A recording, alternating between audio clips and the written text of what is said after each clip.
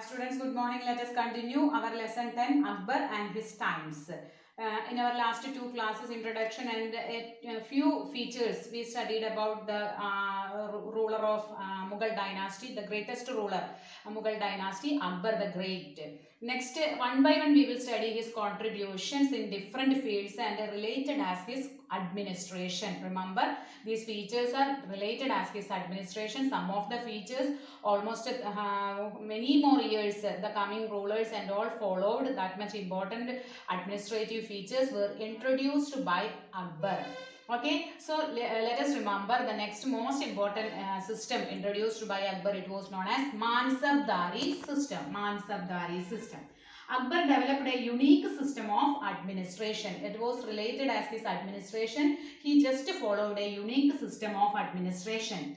And it was maintained his over a vast empire. For controlling his vast empire, Akbar required a huge army and an efficient administration. He followed very good and efficient administration.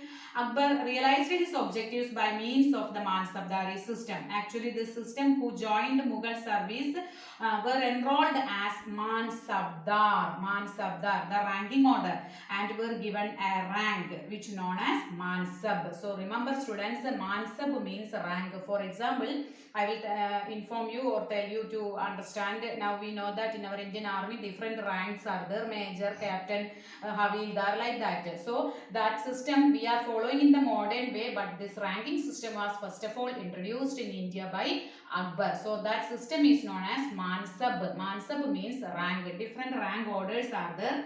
The two types of ranking order, the two types introduced by Akbar, divided into two ranking system, Sat rank and Savar rank. Both one differences are there.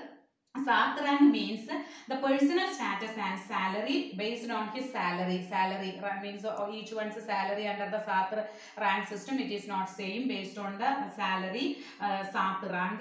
And whereas Savar rank indicated the number of cavalrymen. Cavalrymen. Each person has their own cavalrymen is there. So based on the number of cavalrymen, Savar rank requiring. And the higher the Sat, the more prestigious was the officer's position in the court and the higher his salary. The lowest rank was 10 and the highest was 7,000. So remember, like that way the ranking order divided by Akbar, and that ranking order is commonly known as Mansabdar or Mansabdari system.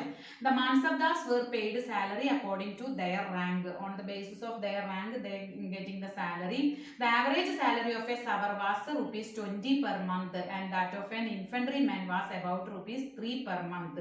The salary of the Mansabdar was paid by assigning him the revenue of the Jagir. It was like Iktas. Iktas we studied, no, the piece of land based on their available land, and but unlike Iqtadars, most Mansabdars did not actually administer their Jagirs. That one not at all need, just remember that a ranking order was known as Mansab. Two ranking orders are the Sat, Savar. Sat means based on the salary, Savar means number of cavalrymen, and salary actually according to their rank. Each Mansab getting the salary according to their rank. Next feature it is revenue system. Akbar established an efficient land revenue system which actually continued till the period of 1585. Remember, Todarmal, or we already studied this person's name. I hope that you are remembering under Sher Shah, Raja Todarmal, his revenue minister. In the last unit test, I put this question actually. Raja Todarmal, Akbar introduced a land revenue system known as Todarmal's Bandobast or settlement. It was also known as Sapti, otherwise known as Sapti or Daksala system. Actually, Raja Todarmal introduced this system. That's why it is known as Todarmal's Bandobast. Remember students, Todarmal's Bandobast.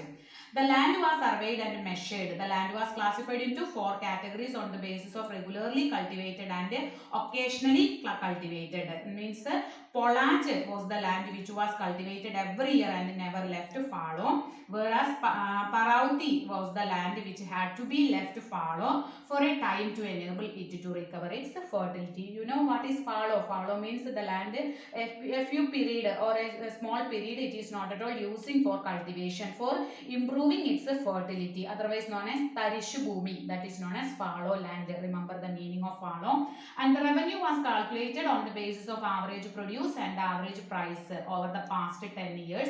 The revenue fixed as 1/3 of the average produce, that one remember. And the peasants were given remission in the land revenue if crops failed on account of drought or flood. They get, like as modern period we know that subsidy and all are given by the government, like that way the peasants were given remission.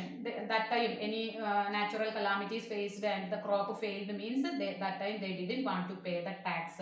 That one also followed very good revenue system introduced by Akbar under the leadership of Raja Todarmal. Remember 2 points only we studied: Mansabdari system and revenue system. Read the text very well. Okay, thank you.